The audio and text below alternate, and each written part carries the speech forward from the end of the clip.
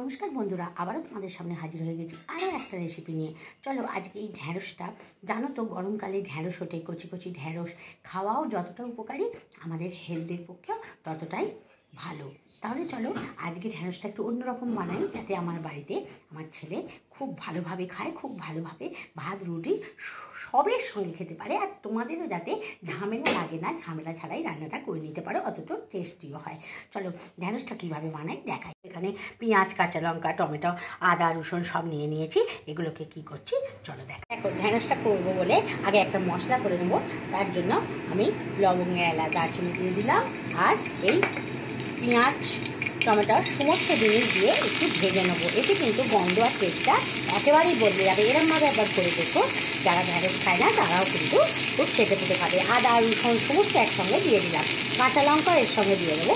তোমরা যে যেরকম ভালো খাও সেরকম দেখো। এগুলো এর সঙ্গে একটু কাজু দিয়ে দিলাম অল্প করে। এবার একটু এর মধ্যে নুন দিয়ে দিচ্ছি, যাতে ভাজাটা তাড়াতাড়ি হয়ে যায়। ঠিক আছে, অল্প লাল লাল করে চলো ভেজে নিই, তারপর ঠান্ডা করে মিক্সিতে দিয়ে দেবো। ঠিক আছে, চলো ভেজে নিই।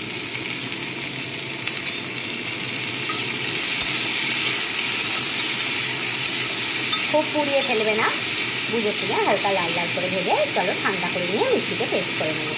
ও এগুলো সব ভেজে তুলে নিয়েছি, দেখতে পাচ্ছ।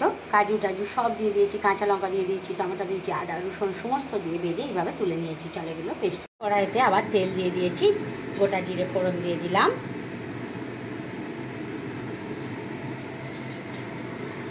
এটা একটু নাড়াচাড়া করে নিচ্ছি। দেখো জিরেগুলোকে কয়েক সেকেন্ডের জন্য নাড়াচাড়া করে নিয়ে এবার ধুয়ে রাখা ঢ্যাঁড়সগুলোকে শুকনো করে নিয়েছি, নিয়ে এর মধ্যে দিয়ে দিচ্ছি। খুব ভালো করে ভেজে নেবো। নুন ছাড়া ভাজবে, নুন দিয়ে ভাজবে না।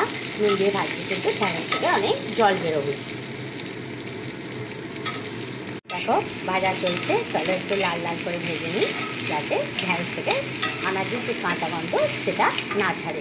চলো ভেজে নিই। ঢ্যাঁড়সটা পর্যন্ত ভাজা হয়ে গেছে। এবার যে আমি এই যে পেস্টটা করে রেখেছি, এই পেস্টটা দিয়ে দেবো। দেখতে পাচ্ছ পেস্টটা, সমস্ত পেস্টটা দিয়ে দেবো। পেস্টটা দিয়ে দিয়েছি, এবার খুব ভালোভাবে কষিয়ে নিতে হবে। তারপর পেস্ট দেওয়া জলটাও দিয়ে দেবো। থেকেই আমার পেঁয়াজটা ভেজে বাটা, তাই খুব বেশি এটা কাঁচা গন্ধ ছাড়বেও না। আদা রসুন সবই ভাজা আছে, তাও একটু এর সঙ্গে মিশিয়ে নিচ্ছি। এবার আমি মশলাগুলো দেবো। এবার আমি দিয়ে দিচ্ছি পরিমাণ বুঝে নুন। পরিমাণ বুঝে নুনটা দিয়ে দেবে। এবার আমি দিয়ে দিচ্ছি হলুদের গুঁড়ো।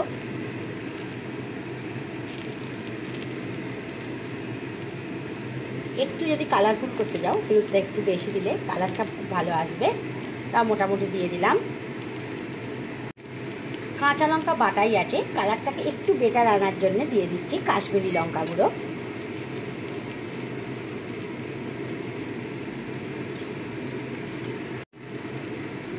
দিয়ে দিচ্ছি অল্প জিরে গুঁড়ো। আমি যে পরিমাণ ঢ্যাঁড়সটা করছি তাতে সব মশলাই অল্প অল্প লাগছে, তোমরা পরিমাণ বেশি করলে বাড়িয়ে নেবে। দেখতে পাচ্ছ হাফ চামচেরও কম ধনে গুঁড়ো।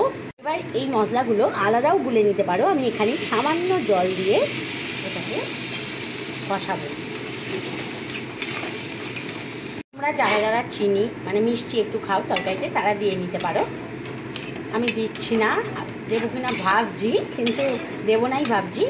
দেখো কষানো চলছে, একটু কষানো হয়ে গেলে একটু ফুটতে দেবো, ব্যাস রেডি হয়ে যাবে। একদম ঝামেলা ছাড়া ঢ্যাঁড়স কষা যাকে বলে। এইরকম খেলে তো পুরো কষা। আমি একটু গ্রেভি, একটু ঢ্যাঁড়সটাকে একটু বলতে এবার যদি একটু জল দেবো। চলো ভালো করে কষিয়ে নিই। বিশ্বাস করো এরকম করে করছি মনে হচ্ছে যেন পুরো মাংস করছি। খেতেও কিন্তু অসাধারণ হয় এটা। তোমরা একবার বানিয়ে দেখো এইভাবে ঢ্যাঁড়স কষা। তাহলে বন্ধুরা কেমন লাগছে আমার রেসিপিগুলো? ভালো লাগছে তো? ঝামেলা ছাড়াই এরকমভাবে বানিয়ে ফেলো আর বাড়ির সকলকে খাও। আমি খুব ভালো রাঁধুনি না হলেও কিন্তু আমি বলতে পারি যেটুকুনি করি খুব মন দিয়ে করি। আর তোমাদের কাছে যাতে আমারও ঝামেলা না হয় আমি সেরমভাবেই বানাই, আর তোমাদের কাছেও প্রেজেন্ট করি যাতে তোমাদের একদম ঝামেলা না লাগে। যাতে তোমরা বাইরে যারা অফিসে যাও, চাকরি করো, রান্না করতে সময় নেই, তারাও কিন্তু বলবে হ্যাঁ রান্না একটা হয়েছে। এটা কিন্তু আমি সত্যি সত্যিই বলছি। চলো এবার এতে একটু দেখো মশলা বাটার জলটাই দিয়ে দেবো হালকা করে, দিয়ে এটা সামান্য ফুটতে দেবো, তাহলেই ঢ্যাঁড়সটা সেদ্ধ হয়ে যাবে। চলো ফুটিয়ে নিই। দেখো ফুটতে দিয়েছি, ঢ্যাঁড়সটা একটু পর একটু দেখে নেবো। খুব বেশিক্ষণ যাবে না, একদম কম সময় হয়ে যাবে। মাংসের সঙ্গে গন্ধে কোনো রকম তফাৎ নেই। যা গন্ধ উঠেছে তোমাদের পাড়ার লোকও বলবে আর বাড়ির সকলেই বলবে। আমাদের বাড়ির সকলেই বলে, কি রাঁধছো, মাংস করছো নাকি? সবসময় তো চিকেন মাটন করলেই হবে না, এরকম রেসিপিও তো করে খাওয়াতে হবে, যেগুলো আমাদের হেলথের পক্ষে খুব ভালো। চলো আর বকবক না করে নিই, তারপর তোমাদের কাছে ফিরে আসবো। দেখো এই পর্যায়ে তোমাদের কাছে ফিরে এসেছি, ঠিক আছে। এবার একটু জাস্ট গরম মশলা দিয়ে দাও। কেউ বলবে না বাইরের লোক গন্ধ পেলে যে এটা মাংস নয়, কিন্তু মাংস নয়, কিন্তু তবুও কিন্তু গন্ধেতে কেউ বলবে না, বাড়ির লোক পর্যন্ত ঠকে যাবে যেটা কি বানাচ্ছ। যখন খাবে তখনই বুঝতে পারবে। খেতে অসাধারণ হয়েছে, ইতিমধ্যেই আমার ছেলেকে একটু টেস্ট করিয়ে দেখে নিয়েছি। তোমরা অবশ্যই বানাও, আর বানিয়ে আমাকে লাইক দিতে একদম ভুলো না। লাইক পেতেই পারি এটার জন্য আমি। লাইক দিতে বলো না, বন্ধু বান্ধবের মধ্যে শেয়ার করে দিও। তোমাদের নাবি নিয়ে দেখাচ্ছি। চলো একটুখানি গরম মশলা, দেখো আমার ঘরের তৈরি গরম মশলা একটু দিয়ে দিলাম। চলো একটু নেড়ে দিই। এবার গ্যাসের ফ্লেমটাকে অফ করে দিলাম। চলো হয়ে গেছে, নামিয়ে নিয়ে দেখো রেডি হয়ে গেছে ঢ্যাঁড়স কষার এই রেসিপি। আমি নিজে থেকে একদম করলাম, দারুণ হয়েছে, অসাধারণ হয়েছে। আমি বলে শেষ করতে পারবো না কেমন হয়েছে। তোমাদের করে দেখতে হবে, খেতে হবে, তবে তো লাইক দিতে পারবে, ঠিক আছে। কমেন্ট করে জানাও কেমন লাগলো। রেসিপিটা ঝামেলা ছাড়াই একদম তাড়াতাড়ি হয়ে যাবে, অথচ বাড়িতে যারা ঢ্যাঁড়স খায় না তারাও খুব ভালোভাবে চেটে পুটে খাবে, এটা আমি কথা দিচ্ছি। তাহলে বন্ধুরা দেরি না করে বানিয়ে ফেলো আর আমাকে কমেন্ট করো, বন্ধু বান্ধবের মধ্যে শেয়ার করে দিও। তোমরা সুস্থ থেকো, ভালো থেকো, খুব খুব খুব ভালো থেকো।